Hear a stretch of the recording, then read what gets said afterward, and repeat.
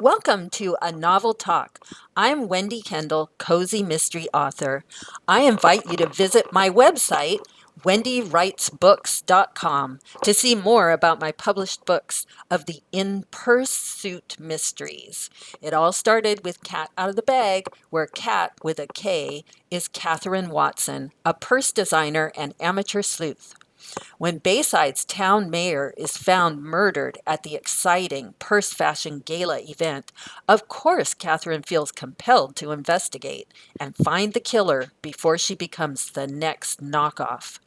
This book is available on Amazon, Barnes& and Noble, and all online retailers, as are all my Bayside mystery books, including Snow Kiss Cookies to Die For, which was finalist for Best Suspense at Killer Nashville. And with a spring and summer slant, enjoy my romp of mystery and romance, Cherry Shakes in the Park. Find out more on these and my other books on my website, wendywritesbooks.com. Thank you very much to all my readers who have told me how much they've enjoyed my books. And book 6 is in the series and is on the way. And here is your co-host. Hi, Wendy. My name is Carl Lee. I can't wait for the next book in the In Pursuit series. It's very exciting.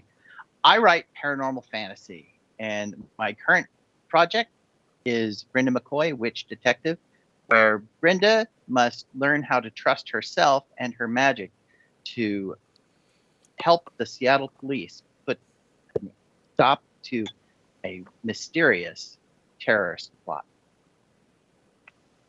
And I'm also very excited that our guest today is Valerie J Brooks. She is an award-winning author. She writes femme-noir psychological thrillers. They are amazing. I've read the first 3 that I'm aware of. Her thrillers focus around women who are badasses, and they take command of the center stage. Valerie studied film noir in college and found her voice for noir in fiction. She received an Elizabeth George Foundation grant and was the recipient of 5 writing residencies. She teaches classes and workshops in writing noir and creating plot twists, plus reviews mystery, suspense, and thriller novels, podcasts, and streaming shows on her blog. She has written a fabulous femme noir trilogy I highly recommend, featuring can't remember Angeline's name, Angeline Porter. So welcome to A Novel Talk, Valerie J Brooks. Well, I can't tell you how excited I am to be here with you two. It's been a long time, Wendy and Carl, since It has.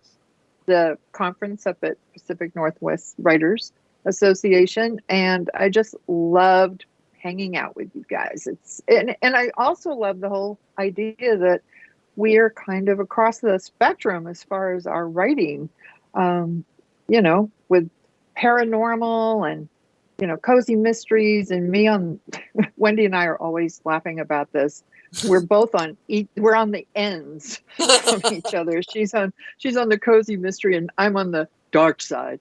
And with writing the femme noir thrillers. So it's just a joy to be here. Thank you so much for inviting me. Oh, of course, It's always Valerie. fun to talk to you. Yes. The queen of the femme noir thriller, as best-selling author Heather Gudenkauf calls you. I know that would just knock me into next year when she did that. I was so happy. I love Heather, and Heather has been so supportive of other writers. So I always like to give her a little standing ovation and say thanks to all of the authors out there who help us, get just get our name out there and let readers know about us. So yes. Well, as the crowned queen of the femme noir thriller, tell us about femme noir and why do you love it?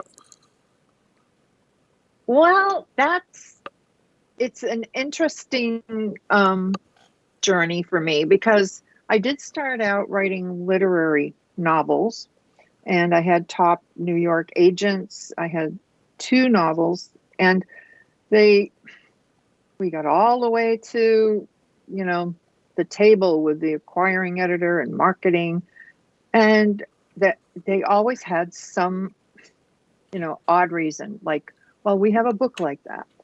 But I knew I could write. I loved writing, and I just thought, what was it that I always really was attracted to as a reader?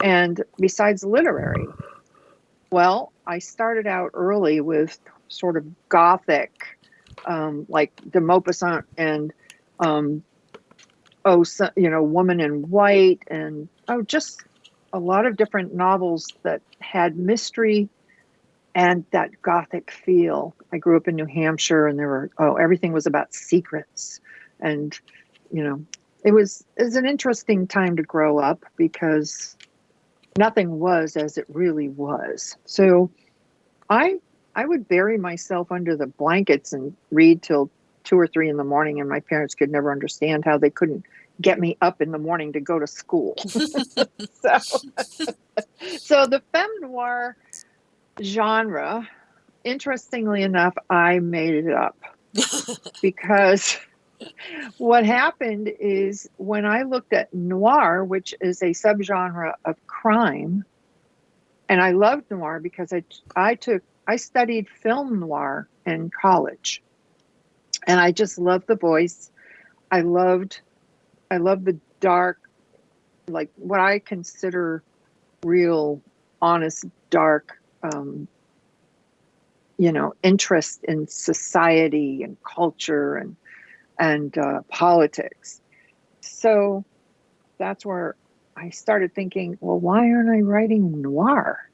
But then I found out there were very few women writing noir. Megan Abbott was one of the most famous current authors of noir, but she changed and went from sort of the hard-boiled noir to what is called domestic noir. Now, domestic noir was a subgenre that was created by Julia Crouch. She's a British author, and she realized there was nothing that really, her novels didn't fit anything. Domestic noir really fit her novels. It was really about marriage and how dark marriage could be and what women had to go through, and oftentimes just barely escaped by, as they say, the skin of her teeth. And she went to her publicist and said, I need a genre, and they came up with that. Well, unfortunately, domestic noir didn't fit my books, because I don't write about families, and I do have husbands in there, but I don't write about that insular kind of domestic staging. I write more on an international level and with bigger, I would say bigger, or can't say bigger, I would say a different enemy.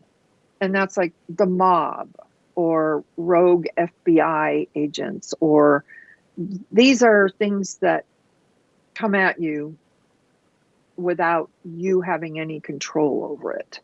So that's what I did. And people always ask me, well, why noir at all? And I love reading this passage. It's just short, but Yeah, please share. yeah, this is from the famous James Ellroy. And this is how he described noir. The thrill of noir is the rush of moral forfeit and the abandonment to titillation. The social importance of noir is its grounding in the big themes of race, class, gender, and systemic corruption. The overarching joy and lasting appeal of noir is that it makes doom fun. That's the end of the quote. And I read that and I went, well, yes, of course. That's really what it is. You're looking at the underbelly of life in a way that makes you like one of my heroes is Dennis Lehane, and he's just come out with a book, or it will be published on the 25th or tomorrow actually. And it's called Small Mercies, and he's brilliant. I would call him a literary writer actually, but literary noir. He's brilliant. And what he does is he makes people understand why there is that dark underbelly and what happens, why people think that way, what is their ultimate purpose in the world. And I think that's why I write it. I love big themes. So I guess that pretty much wraps that up. Wow. Well, I love the settings for your trilogy. To me, noir is known for uh, bleak, atmospheric settings. And yours are so varied, and with your skilled weaving of the descriptions into the plot and action, the different places leap to life. What's key in your matching locations to plot action? Oh, thank you so much for that. That just goes straight to my heart. I love that. I mean, I So think that, true. yeah, well, I actually, and you know this because you have a fabulous setting in your Pursuit series. You you know this, you know that setting acts like a character. Mm, And in that it informs, what your other characters do. I mean, your character wouldn't do the same thing if they were in Antarctica, if they were in the Sahara. I mean, it just doesn't work that way. So my actual human characters come out of setting. And I'll give you an example. In my first novel of the series, Revenge in Three Parts, it takes place in Paris, Portland, Oregon, and Kauai. And the reason I chose those places is because, first of all, I've been to those places.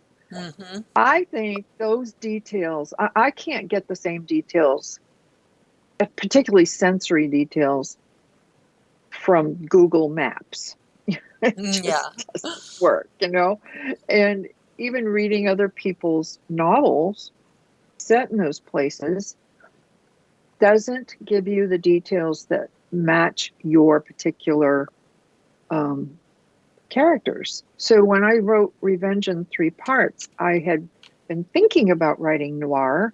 I was thinking, what can I do? And I remembered it was a few years away from 2015 when my husband and I went to Paris, and it was during Christmas and New Year's. The month before that was the atrocious shooting of all the people at the Bataclan hmm music. Um, Yes. and it was just horrendous for France to think that something like that had happened. And plus, people were being shot in cafes at the same time. So Paris was considered a dangerous place to go. Well, I didn't think it was dangerous because I figured after that there would be a lot of security. And there were 20,000 soldiers on the streets of Paris when we went. Oh, Everywhere we went, there would be 6 to 8 soldiers heavily armed walking around. And so Paris took on a different feel. And when I was in the apartment that we had rented, I think it was in the 15th or on this one, there just seemed to be this heaviness. But what was odd is that it was hot temperature-wise at Christmas in France. It was weird. It was a very strange. I've been there about 5 times, so I did know what it was like when we went the other times. So I had some contrast. And I think in settings or any type of thing in writing novels, contrast is a incredibly good device to use. Contrasting something that is unusual with what is usual. And I could see this woman walking out of the metro, and above every metro there was a picture of Marilyn Monroe. A photography exhibit by Halsman was taking place, and here she is sitting vulnerable, and talk about, old classic movies. Here she is in a black and white photo, sitting on the floor in a negligee reading a book. And I thought, wow. And then Angeline Porter came out of that. And all the details that are in Revenge in Three Parts are actually things that I experienced. For example, the Santa Claus outside the Monoprix, baggy, dirty Santa Claus costume on a homeless man who was begging. What do you expect to see that Yeah, in no. Paris? Yeah. And so it just seemed to be, it was made for me to do. So, that's why I love using those kind of settings, and particularly using them for plot and action, because there's always a great way to use them. In Tainted Times 2, the second book in your trilogy, your protagonist, Angeline Porter, is laying low in Kauai. She doesn't want to hide, she wants to fight for justice. Would you tell us a bit about your character, Angeline Porter? I love too, because I love Angeline. I think she would be somebody that, I don't know if I'd hang out with her. She's a little dangerous, but she started out in Tainted Times 2. There's also a lot of, and there's a lot of the plot is built around her history, her family history, and then you find out why this woman, will fight for justice, even to the point of she gave up. She knew it would happen. She knew that there would be someone who, when she went to New Hampshire after Kauai, she was being tracked also by an FBI agent and also the mob. And she found out all of these secret things about her family that she didn't know before. So that fleshed her out, and why she wanted to fight for justice. Also, she gave up her law practice because she turned in someone. She was on a team of defense criminal lawyers, and they were hiding some evidence about this politician who was a serial rapist but had never been caught. And she gave over that evidence to the prosecution. And that is an automatic loss of your license to do that. But she knew it was either that or allow this man to go back out on the street and continue to rape, and also gain more, status as a politician at the same time. Kind of sounds familiar, doesn't it? I did that before. That's what happens with us writers. We write these things and then, So anyways, that's a little bit about Angeline. Going to Kauai, she had to hide out because she definitely was she was being hunted by the mob, and she had to figure out how to get out of that. And can you tell us a little about Gerard, the undercover FBI agent? Okay, Mr. Attractive, sexy Gerard, which you always have to have a male in there who's something like that. Mysterious also, he's very mysterious. I keep him mysterious because, as you would suspect, anybody who works for the FBI who is out there undercover can't tell you a lot. But he fell in love with Angeline's sister, Sophie. And unfortunately, that got her involved with what he was doing. His mission is to find a rogue FBI agent who's causing considerable problems for the FBI. But he's also sometimes goes off. He's half French and half American.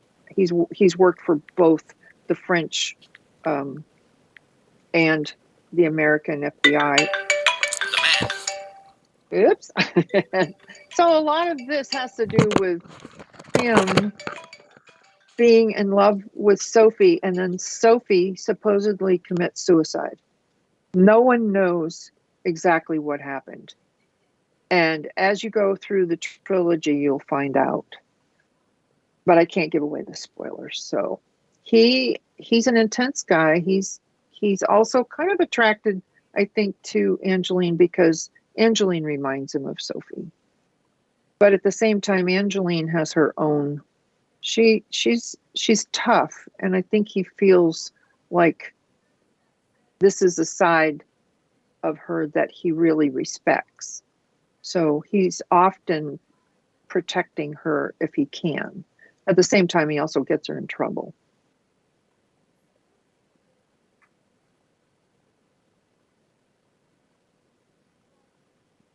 Still there?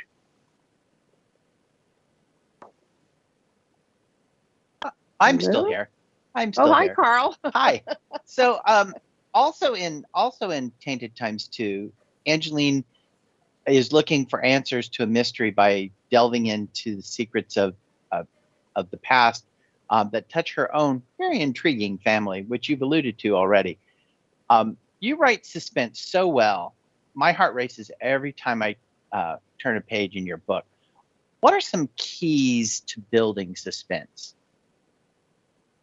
That's a great question, Carl, because you can use as a writer, you can use a number of different ways to build suspense. One of them is withholding information. You shouldn't do it right up front because then, you can, but you have to do it pretty cleverly. The other thing is that as in life, sometimes we don't know what's around the corner. We people, when we worry about something, that's kind of suspenseful, isn't it? We think about, oh my God, what if the IRS, sees this and they don't feel that it's a legitimate write-off? Or, oh my God, what happens if, say, for example, my husband doesn't come home one night and come to find out his car's broken down? Simple things like that can be exaggerated. The other way to do it, of course, is throwing in a red herring, something that, you say, say, for example, they've, I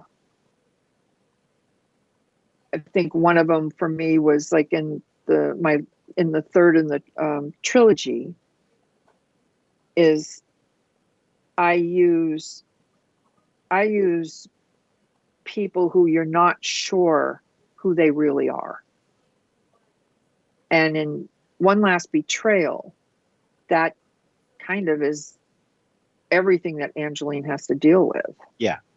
Like even with Gerard, why is he here? What is he doing? I told him to stay away when she goes to try to save her sister, Bibi. And Bibi is also Sophie's twin, and a twin that Angeline knew nothing about because she happens to be Black.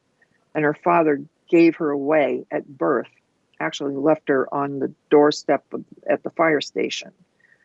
There's racism in there, PTSD. There's all kinds of different elements in my trilogy that I've actually, you know, they're themes I really want to deal with in my work, big themes. So I think what it is building suspense depends on how you set something up. And you have to really keep track. As you know, when you write mysteries, you have to keep track of all of that, because you can't, get to, the last third of the book and find out, oh, darn, what happened to that? I mean, Yep. It's easy to lose a piece. It's easy to forget that you set something up. And I almost did that with One Last Betrayal, where I'm not giving any spoilers away, but Angeline does end up getting to Hollywood, Florida, where her sister has been texting her, and then all of a sudden she lost contact with her, to find that poor BB's dog has been poisoned. The dog lives. I don't kill dogs, but there's blood on the coffee table, and nobody knows what that blood is. It has to go through the police to figure out what it is. And I almost forgot to go back to that one detail.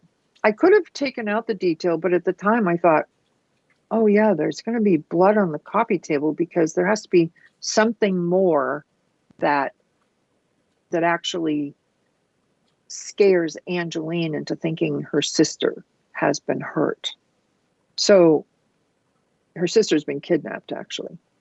So those are the things that you set these things up. Now, I know authors who actually will go back into the beginning of their novels and put something in order to, build suspense, because they get part way into their novels and they find out, oh, this would be really good to do here. And my character is whatever they're doing.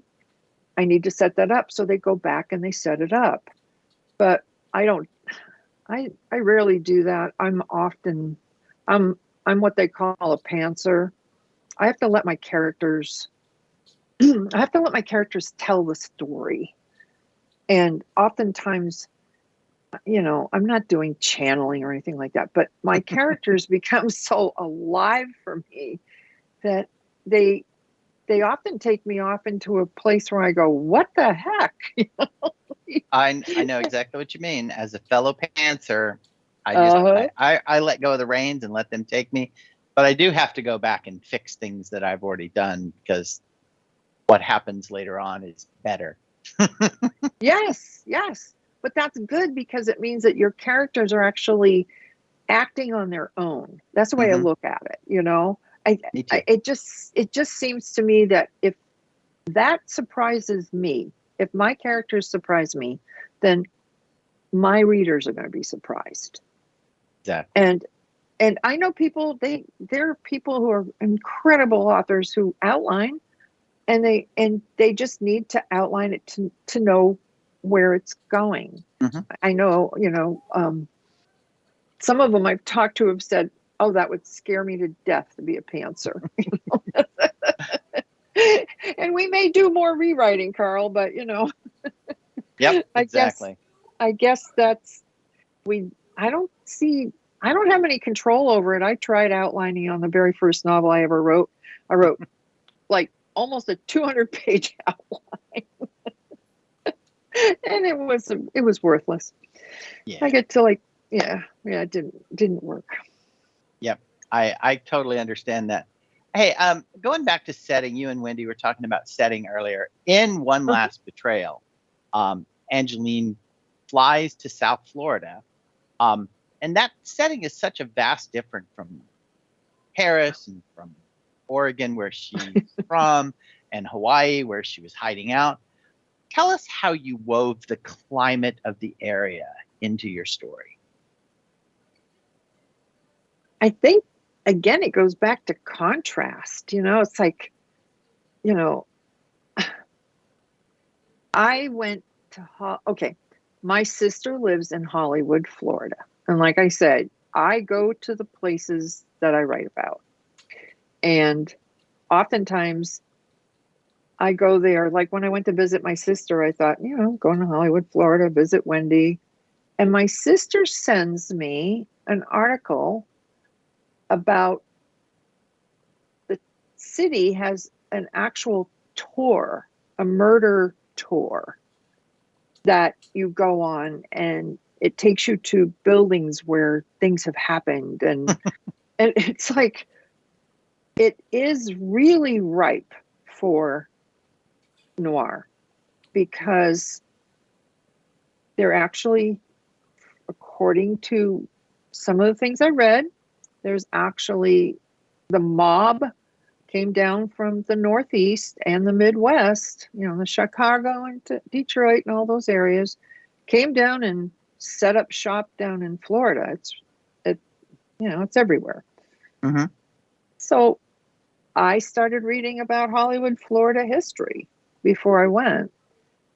And there's also a little enclave around nearby that's supposedly a Russian mobster center. I mean, it's a happening place. fascinating.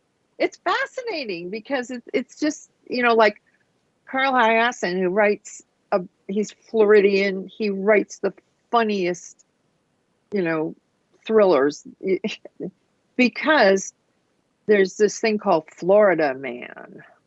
And he said he doesn't have to do anything but read the paper to find, the crazies to put in his novels. Mm-hmm. People who, like a guy who slept with his alligator, I mean, come on, it's like you do. Yeah, exactly. So when I went there, I was primed. And when I did get there, it was really a little odd because it was during the pandemic. A lot of these places that I wanted to go to were closed. But at the same time, it had that, sweltering kind of stormy, mm-hmm. Feel. And it was much less what I had experienced before, where it was very touristy. Right. This time it was fabulous, because I might be the only person, like in the Runas restaurant, which is a famous place. It's Peruvian food now, but it has had a long history of crime. And the place is just gorgeous because it said that it was moved wholesale down from Chicago. I think it was Chicago. So there are little tidbits like that make it easy, because noir, in many respects, has a feeling of claustrophobia. Mm-hmm. It's kind of that feel that you're never going to leave your hotel room, or you're never going to leave this restaurant. And then, of course, there are other lovely things like Alligator Alley, which I send my characters across and to their final showdown. And I just find Florida just, it's perfect for noir. It's a perfect place to kill people. Exactly. You can leave bodies almost anywhere. Or find bodies anywhere. Yeah.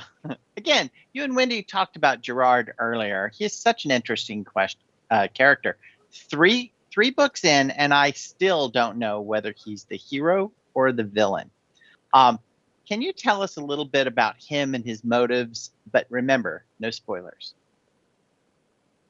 I'm really happy you asked, because, I left him a little bit, unknown at the end of the trilogy. And I really leave it up to my, whatever you want to call it, my writing muse, that it needed to stay that way, because he is one of those people that you just don't know whether he's good to be in your life or he's not good to be in your life. Yeah.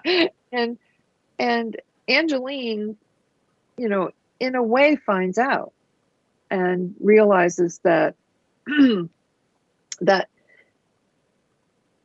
Gerard is in a profession where, and this I think is where I don't like to really. Oh, let's put it this way. I think there are some endings that need to be left rather open-ended. I think she, at the end of the trilogy, realizes what she needs to do because it's been all about her. He obviously is, when I leave him in that particular, the third book. Mm-hmm. Yeah. I can't give you spoilers on that, but I do know that in a way I'm not done with him. And that might lead me into the next novel because I can't let Angeline go. Oh, I'm going to have to write another one. Oh, makes my heart happy to hear that. Oh, good. I'm so happy that you're happy about it because I really have had too many people say to me, "Is that it? We're not going to hear from Angeline anymore?" I think they like her because she's a badass, and I think that she has her motives are good because a lot of time because people understand and they read and they see TV where people work outside the system to get justice. So I just found I was making notes and I realized, oh God, she's talking to me again, like this is what she wants to do. And I'm thinking, oh, you gotta be kidding. So I'm going with it. See where it goes from here. Excellent. Keep me up to date. Will do, Carl. You obviously have a gift for words. You have a ton of great lines throughout this series, like when Angelina asks herself if she's being paranoid about Gerard's motives, and her answer to herself is, "Of course." Or when she says that she had been attracted to him even when she'd gone to Paris to poison him. It's like, yeah, I've been attracted to this person that I'm about to try to kill. Where do you come up with these nuggets and how do you develop them? Asking for a friend. Oh, let's put it this way. And what I think that's really important in any writing is don't forget your sense of humor. I think these lines often come from that human sense of, like sometimes like sarcasm or, talking to yourself. You know how we talk to ourselves, right? I know how I talk to myself. Right, exactly. And, if we heard you talking that way, we'd be laughing, I'm sure. Because we talk to ourselves in order to figure things out and to run things by ourselves. I think it's an interesting way of processing. And being in her head, in her voice, we get to see her think these through. And she says things that oftentimes we think, but you wouldn't say it out loud. So I get to do that with her, which I really love to do because I think a lot of times she has some really snarky things to think. She definitely does. And I like that about her because honestly, there are times that as nice as we are, Carl, we do think snarky things. It's just human. I couldn't agree more. So I think there's that whole idea of let's get some humor, especially when you're writing something dark like I write. There has to be some, there has to be some fun little nuggets in there in order for the reader to at least breathe or laugh. And I enjoy finding each one of them. Thank you. Angeline had an extra piece of eye candy in this last book. She seems to have better luck with animals than people. But this Detective Prosper, he seems like a good egg. What can you tell us about him and why he connects to Angeline? I think Detective Prosper, there's so much bad, press out there about policemen and detectives. And I do think that there are some bad cops out there. They definitely have shown themselves. But I had this incredibly fun idea that I don't know where I read it. It's one of those things where you read it and then later you remember it, but you can't find it again. Yep. Right? Yeah. Mhm. So I read about a Montreal policeman detective who decided that he thought their way of interrogating anyone was wrong. Not to put them in a cold, sterile environment with a hard chair, hard table, the the mirror that's actually a see-through, where people look through. He had this idea that he tried where don't take them immediately into a room like that because they're going to have all of their, all their walls up. So he created an interrogation room with overstuffed chairs and, more comfy, better, better colors, just something that made people less likely to put up a wall and lie. Because he felt that in the first way you start to get to know someone is to get to know them, not to come at them right away with the hard questions. So that's what he did. And so this article was about a real life detective who did this, where he set up an interrogation room. So he felt that people would be more apt to tell you honestly what they knew, or their walls would come down. And if they didn't, and they were hardcore, then they'd go into the other room. But he, they're not everybody's interrogated. People are questioned. Right. Those are two separate things. So people who are brought in for questioning, maybe eyewitnesses or anything like that, they're scared when they go to a police, into a room like that with policemen. So he had this great idea, and I thought, wow, I want a detective like that. So I decided to make Detective Prosper, Arturo de Prosper from Canada. He originally moves down to Florida with his wife, who's American. He gets a job, and then his wife dies of cancer. So he's single, but he is trying his best to work within a system that is fairly corrupt. There's a lot of corruption in in America. And so he admires Angeline because he knows what she's done. He knows what she's given up.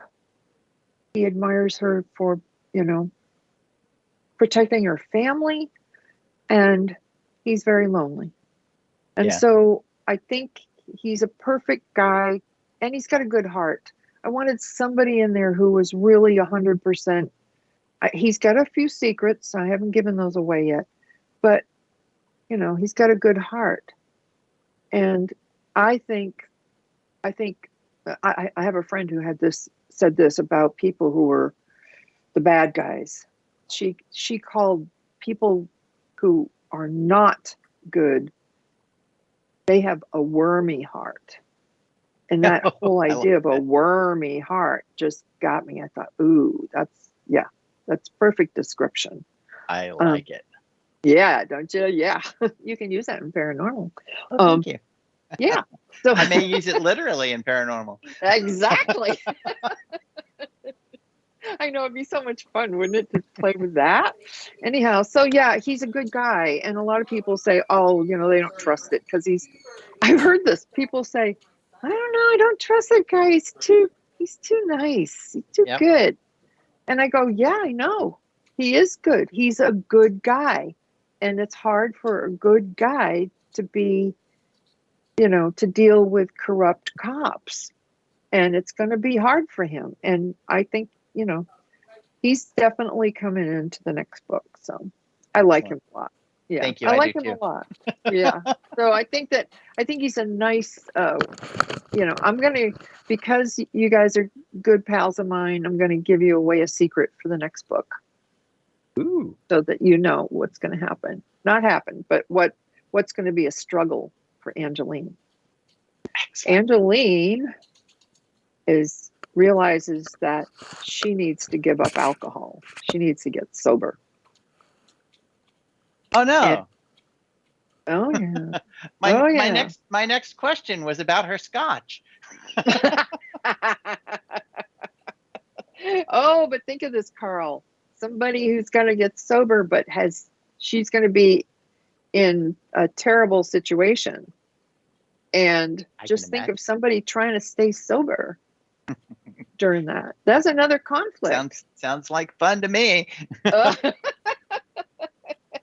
Yeah, so it is. And so, what's going to happen is she's going home. She wants a normal life, kind of, decent normal. And she has two things she wants to do: get sober and get her law license back. Mm-hmm. Excellent. So those are the things I've set up. But oh my God, have I got something? Two things that will drive you to drinking: getting sober and getting your law license. Exactly. Okay, you asked about the scotch. I want to know about the scotch. I know she likes her scotch. I like my bourbon. You do like your bourbon. So I was wondering what her favorite scotch is. Well, her everyday scotch is Macallan. That's her favorite scotch. And of course, at this point in her life, she'll drink any scotch that's available. But Gerard comes over with a $200 bottle at one point in this whole deal with the Glenmorangie scotch, which is some pretty top of the line good stuff. So if she had the bucks, she'd probably buy that. Awesome. Excellent. What do you drink for bourbon? I like this little mid-range bourbon called Kentucky Barrel. Oh, so I haven't heard of that. So. It's small batches. It's when I find it at the liquor store, I usually come home with 2 or 3 bottles of it because I went through a drought once, and I'm not doing that again. Ooh. I discovered it a couple of years ago, right after I discovered bourbon, and I'm like going, I like this one. Speaking of liking, I was wondering if you would like to treat our listeners to a reading of something. Ooh, yeah, I'd love to do that. Just awesome. A short one, huh? Yeah. How about I think I could do like a 3-minute one, something like that. Yeah, sure. Sounds good. Okay. I'm going to read from the last in the trilogy, One Last Betrayal, because love that book. Thank you. Because it's the last one I've read recently. Most recently. You can remember it, huh? That's always good to be able to remember something, Well, okay, this is the first chapter. This is Angeline. Oops, clear my throat.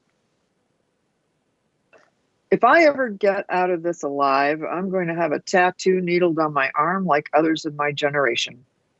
Of what? I don't know. But if I'm alive, I'll be able to make a decision then. I'm throwing off the conservative persona I once had as a criminal defense lawyer. My sister Sophie would be saying, it's about time. From Portland, Oregon, I'd hopped a red eye and was on my way to Hollywood, Florida. I was back in the game and in the right headspace, ready to bring down the Boston mob once and for all, while protecting Bibi, my sister Sophie's twin. Bibi needed me. She was tough, but this mob had a new and younger crime boss, Talia Sean Diamandis. She didn't play by the old-fashioned rules of mobsters. Like the rest of the world, there was no honor anymore among thieves, whether they be members of gangs, political parties, or religious sects. There was no one for all and all for one. That only happened in the movies. So to energize my fighting spirit, I put on my headphones, pulled up Rebel Yell, one of Sophie's old favorites, and put it on repeat. We used to jump up and down to that song in her living room, but that was before the mob. Yes, I was back in the game, but I wasn't happy that I had to leave my dog Tempest again. How I had ever come to love a dog that much, I'll never know. Maybe I relate to her being a rescue. More probable is how much we've been through together. The plane dropped and bumped, almost spilling my coffee. The pilot announced that we were hitting some turbulence and to keep our seatbelts fastened. I shook my head. What did he know about turbulence? Then the plane bucked and dropped hard, causing a few people to swear and a flight attendant to grab onto a seat. A child cried. I took a deep breath. The plane continued to buck and weave back and forth. Finally, it leveled out, and a collective sigh went up from the passengers. My phone was clutched in my hand. It remained silent. I closed my eyes and leaned my head back. Why hadn't Bibi texted me? Maybe, hopefully, she'd fallen asleep. Bibi and I had been talking and texting for the past 24 hours about Sean and what to do about her. But what did you do with a mob boss telling you that you were part of her organization, whether you liked it or not? As my sweet dead husband Hank would have said, Bibi was in deep shit. I knew what that deep shit was like. I'd been in it for a few years. Sean sure had cojones. She'd already broken into Bibi's apartment, and in broad daylight. Watch how thoroughly Sean had prepared. She knew about Otto, Bibi's dog, a dog that should have scared the daylights out of her. But Sean had fed him a treat while telling Bibi that there would be a meeting of the three partners, and Bibi was expected to join them. Join them, as in becoming one of the partners. My main question was why? Why would Sean take such a risk as to get into Bibi's apartment just to tell her that she was expected to make this meeting? She could have met her in the lobby. I had a hunch. Sean needed to know the layout of the apartment and get friendly with the dog. She planned on breaking into that place again. Again, the question was why? And that's the beginning of One Last Betrayal. Yes, it is. And I'm already going back down down that path again. Thank you. Thank you so much for the reading and for joining us today. Can you give us a little couple more words about what's next for your readers? You've already hinted at a fourth book in the series. Well, what I found that I wanted to deal with next with Angeline is that she has been in all these rather exotic places, and now she just wants to stay home to figure out what is next for her. She really wants her law license back. She wants to get back in the game on that level. So I'm setting it in my hometown of Eugene, Oregon, and I want it to be more claustrophobic. I want it to feel like this is something that she's going to have to deal with almost more internally than externally. And the tip here is that through an acquaintance, she is going to join a very small, secret group of high-functioning, fairly famous people in a not AA, but to get sober, and it's going to be 7 people, and all these people are going to have something that it's going to be hard to figure out what exactly is coming at her. So it's almost like a closed room, Mm-hmm. Noir, only it will be set in a town where she really won't be able to escape what's coming down down the path. Exciting. I can't wait. Ooh, good. Yeah, I went from big down to the microscopic here. I know, it's awesome. Just Yeah. funneling us down, making this tighter and tighter all along. Listeners, This is you true. are going to want to check out Valerie's website, ValerieJBrooks.com, for more information about the author and her works. Thank you to our listeners for tuning in, and be sure to like and subscribe so you never miss an episode. Remember, a novel read leads to a novel talk.